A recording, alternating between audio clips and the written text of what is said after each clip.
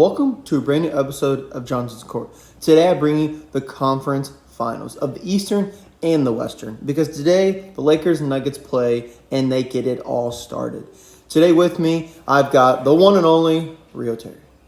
What's up, y'all? Let me make sure his volume's up all the way. It sure is. All right, you guys can now hear him. So welcome back, guys. I almost kind of forgot to make a podcast today just, with work and everything going on. Sometimes mine gets a little crazy there, but this is crazy, guys. We are now to the conference finals, the last round before the NBA finals. The, best two teams of the East and the West, going to battle out to see who can ultimately take the crown and be a champion either again or for the first time. So let's get it started here. Out of the West are the Nuggets versus the Lakers, and out of the East is the Miami Heat versus the Celtics. Not too many people had the Lakers, make it into the conference finals. Not too many people had the Heat make it into the Eastern Conference Finals. A lot of people, had the Celtics and or the Nuggets coming out of the West as well. So before we go into it, want to give our records that our predictions have made from the first and second round. Me, I'm at 6-6. This playoff has been, more upsets and balanced a little bit, been kind of different. So I'm 6-6, so I'm at an even 500 somehow. But then Rio's been killing the game, guys.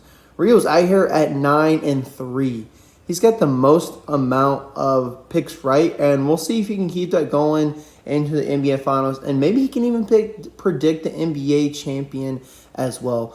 We'll get to it. It'll all come down here. But first, I've been talking a lot. But, let's ask Rio, how has he been the past week in watching the games? How you been, Rio? I've been really good. This is really, really awesome basketball. You said it a few years ago, if you're not watching, you're missing out.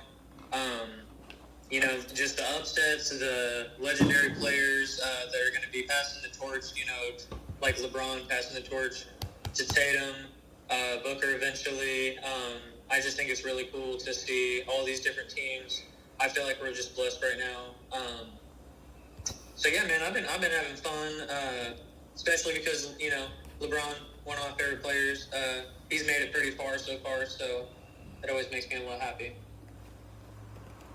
Yes, it does. He's not done yet in the league. But, all right, now we're going to talk, before we get into our predictions, obviously, the last thing, as you guys know, if you are regular watchers, if you're not, if you're new to this channel, that's when it'll happen.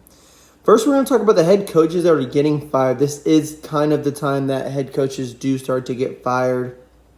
And it's not because necessarily that they're bad coaches or that they aren't very good, but they just fell short of an NBA championship, and ultimately that is the goal here. So your first one you have is Nick Nurse. He was kind of fired earlier before the other three that we get to, so that's 4 total here. I'm going to go down the list, and then we'll talk about him here in a minute. Then you got Mike Budenholzer for the Bucks. They obviously got eliminated in the first round. And then Monty Williams for the Phoenix Suns, they got beat in the second round. And then Doc Rivers, who lost in Game 7, who has the most Game 7 loss. Maybe it's rigged, maybe it's not, maybe it's just his fate, his destiny. I don't really know what it is. But we'll just kind of go through here. And, Rio, what do you kind of think? Do you see these 4 head coaches being a head coach next season? Is it realistic? I think it's pretty realistic. I think that there might be some teams that maybe have a few younger rosters that aren't developed franchises yet, that don't have as good of a coach. Mike Budenholzer, he's been in the league many years. He's led the Hawks. I don't know if you remember when Kyle Korver, Paul Millsap, Al Horford, when they were all on that team. Oh, yes. Yeah, that's been, over 10 years? Oh, yeah, dude. And so he's had some really good offenses. I think he had James Harden 1 year in Houston even. So he's had some really good offenses. I think a lot of teams are going to be wanting him. As far as Monty Williams, he hasn't shown crazy amounts of success that we've seen. I think more of it has probably been the team with the Suns. So I think that one, people could be skeptical of him, but someone may pick him up as an assistant coach. I think no matter what, everyone's going to get a job. Now, head coach, that may be a different story for like some of these guys, but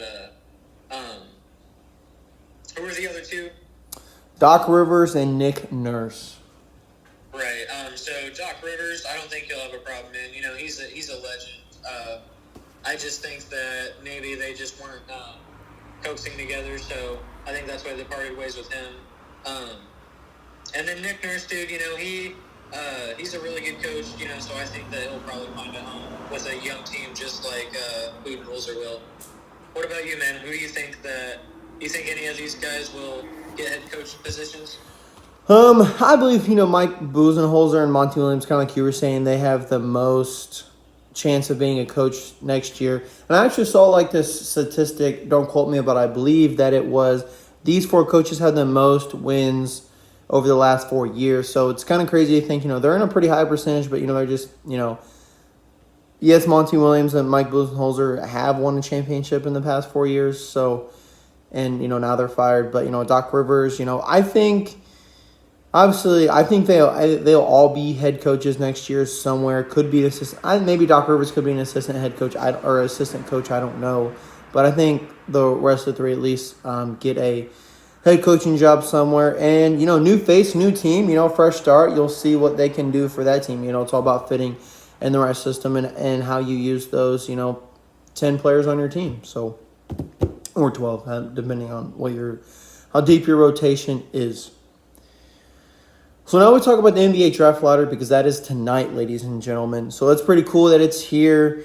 Who gets that first pick, And the first pick is so vital. And because normally that first player is that generational player, or not necessarily a generational player, but a player that turns your franchise around. And that's Victor. And he could potentially do it for Detroit, Houston, or San Antonio. Those 3 teams have the highest percentage at 14% to land the first lottery pick. There we go.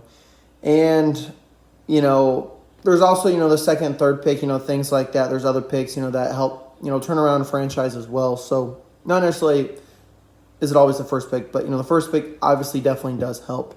Now, I guess I'll go first here since Rhea, you went first on the head coaches.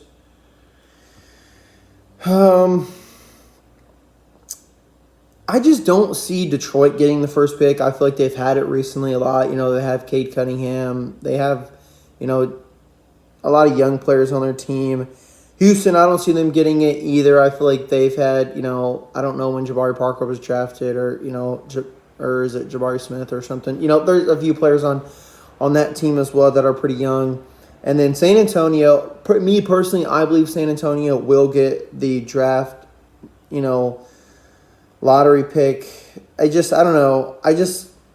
There's just something, just kind of like tugging at me, telling me that I think that San Antonio gets it. And I think it'd be, pretty cool. I think players who go in San Antonio really, do turn out for the best, with the system and the way that their organization kind of runs things. Obviously, they're one of the funnest organizations to watch. So, me personally, I think Victor's going to go to San Antonio. I don't really know. Anything can happen. But what do you think here, Rio? Yeah, man, I like your point. The Pistons and the Rockets, they do got a lot of young pieces. They've been building a lot in these drafts recently. So, I agree with you on that Spurs take, but I also think that maybe a dark horse man with that Dame could finally get some help, and that the Trailblazers might slip in to get that number 1. They got a 10%, that's only 4% less. Wow. No, yeah, that's true. I didn't even think about that. So that would be pretty cool as well. But I agree with you. The Spurs probably have a pretty high chance as well. All those 14% teams. And, they all do. You never really know what's going to happen, but you'll just have to see as it happens. Well, I was trying to look up Jimmy Butler's stats that he's averaging in the playoffs right now, but for some reason, you can't ever find it right away. So, here it is. This should be right.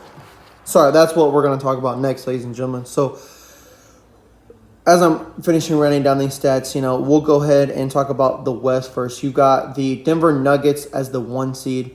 coming and playing the LA Lakers as the 7 seed. The first game is tonight. It is at home for the Denver Nuggets. The Denver Nuggets are pretty healthy. The Lakers are looking healthier, I should say there.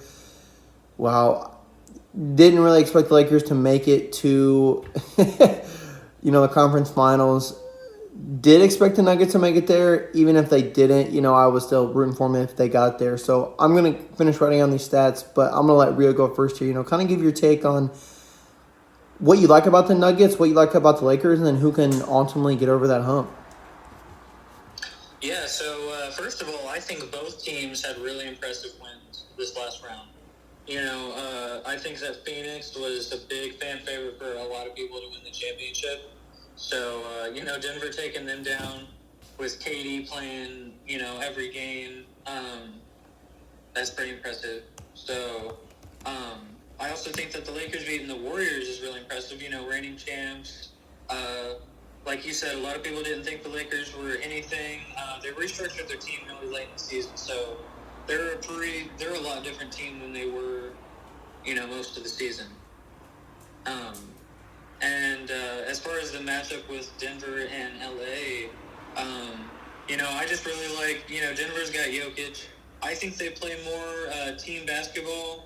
I just think that that's been their identity for years. Jokic is going to give LA problems, even though LA, they probably have better defenders than Golden State down there.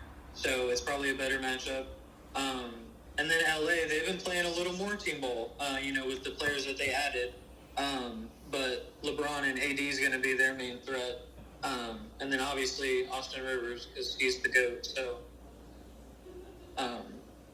if you're going to ask my opinion, I got the LA Lakers taking this game.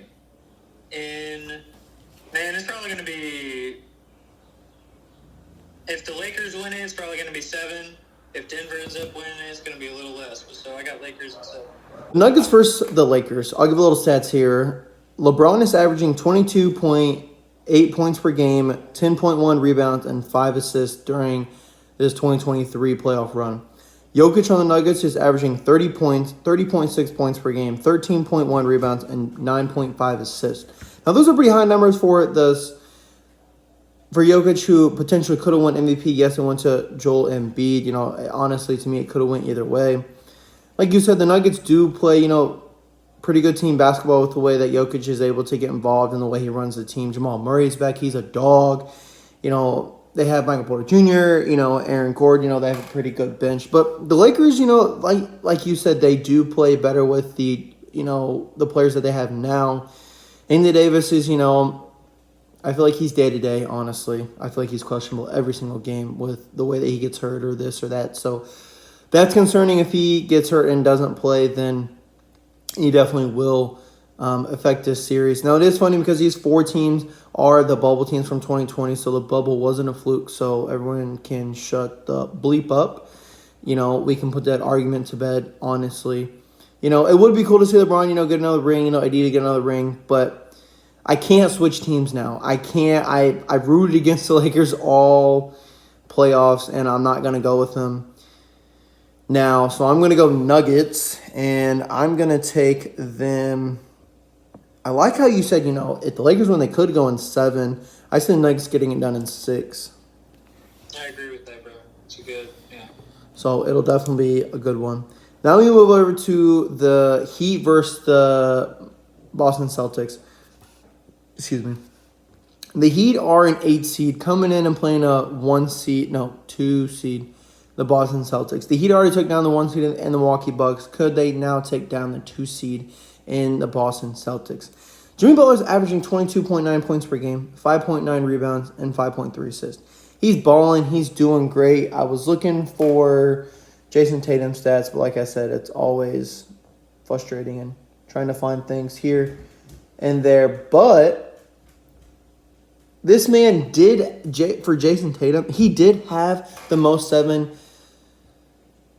points in Game 7 history ever, 51 points, broke Curry's record of 50, I believe.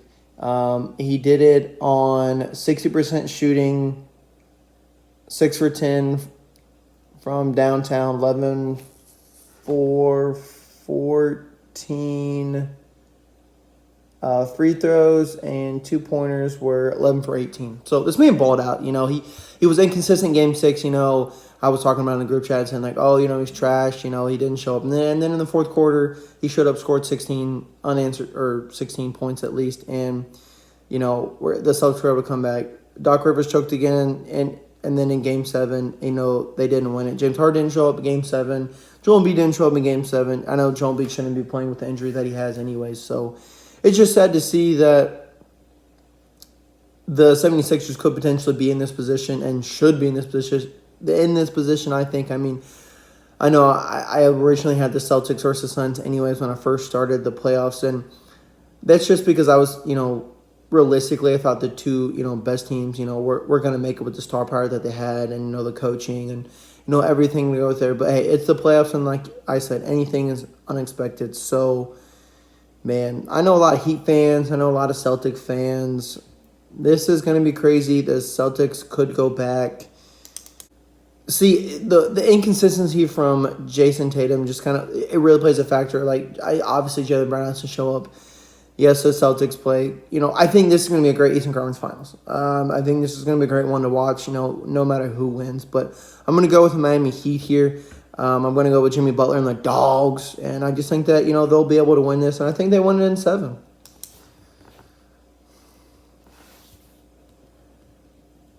So you got the Heat matching up against Denver. I do. So that'll be the first title. Like, I know that Miami won with LeBron, but this is a whole different team. Yeah. That'll be the first title for either of these teams, like, as their new squad. Superstar, yeah. That'd be pretty cool. I thought we were going to have a disagreement there, but I agree with you, man. I think that Miami and Boston are the two best defensive teams in all these playoff teams. I didn't even think about that, but now that you say that, yeah. So this is going to be a dogfight. I agree with you. It's going to go 7, maybe even 6, dude. I just think that Jimmy's going to get it done. I agree with you, man. He's got that dog in him. I just think that Miami's defense is a little bit better. Like, Boston probably has a little bit better offense, but I don't know, man. Like you said, the inconsistencies make him back to haunt them. I just feel like Jimmy is kind of Jordan-esque or Kobe-esque. And no shade to Jason Tatum because, he did break that scoring record, but I don't know. I feel like Jimmy's going to bring the pain. And the whole Miami team, I feel like they bought into his system. Yeah. Yes. So, give me Miami in 7, man.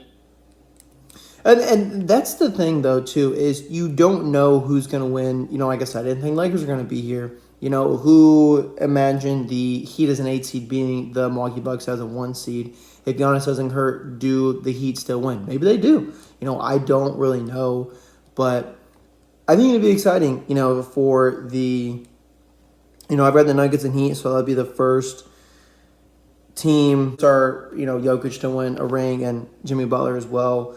But then you have the Lakers, LeBron could, get another ring, AD gets a second, or does Jimmy Butler and Bam and everybody on the Heat get their first ring. Now, I know a lot of people have the Celtics and the Lakers. That's kind of the favorite to see here. And it potentially could happen. I don't think so, honestly. I think the Nuggets are just a better team. That's my opinion. But Rio thinks the Lakers are a better team. But then he also sees it could go either way. So it's not like this is like a said done deal where like, oh, the Lakers are going to be the Nuggets because there's just no way the Nuggets win. Or the other way around. We just don't know. So it's exciting, guys. Like I said and Ray repeated it. If you're not watching basketball, you need to be watching it now. Before we go, just kind of want to talk about the Ja Morant thing. Kind of came out the other day or even today, I think. This man just cannot stay out of trouble. Yes, I thought he learned his lesson. I'm not dogging the man. I just think that, you need to make better choices. It just like, you're making all this money. Maybe you need to stop hanging out with the wrong friends, doing the wrong stuff. Because just because it's the NBA offseason doesn't mean you get to do whatever you want. And I feel like they also don't understand that you're not just representing yourself anymore as an athlete. You're representing the NBA as a whole. Yes, there are a lot of other players that represent the NBA as a whole as well, but We need you in the league. So that's just my opinion on it. I mean, do you have any comment on it, Rio? Yeah, man, you made some good statements. I think that Shannon Sharp made some good comments. I don't know if you've seen his take on it, but I did not. He kind of said some stuff along the lines of like, I respect you having a gun. It's your right. It's whatever you do at home. But just like if Shannon Sharp did this, or if me and you did this, if we posted ourselves or let our friends post videos of us with a firearm, our jobs wouldn't like that. So, it goes the same for us, and we're not even that high of a level. And we don't have that high of expectations as John Morant. So I think that the issue is that he just let it, just was doing it in public and let it be, public. And like you kind of said, the friends he was hanging out with. But yeah, man, I think it was just it's just a kind of a goofball move, especially because he's been warned once, and they basically said your career could be in jeopardy. Like this may hurt teams' interest in you. Whatever, this may hurt your contract, and then it happened again. Absolutely. And it, like I said, it's not a knock on him. We just want him to get in a better headspace. We're looking out for his best interest, and want him to be in the league for a very long time. So, guys, that's the NBA playoffs. That's the Eastern and Western Conference Finals. That's what we have here, ladies and gentlemen. Tune in tonight at 8:30 when the Lakers take on the Nuggets. It'll be a good one. We will see you guys all the day before or 2 days before the NBA Finals kick off, and we will give our predictions then. So thank you guys all very much. Like, subscribe, and we will see you later.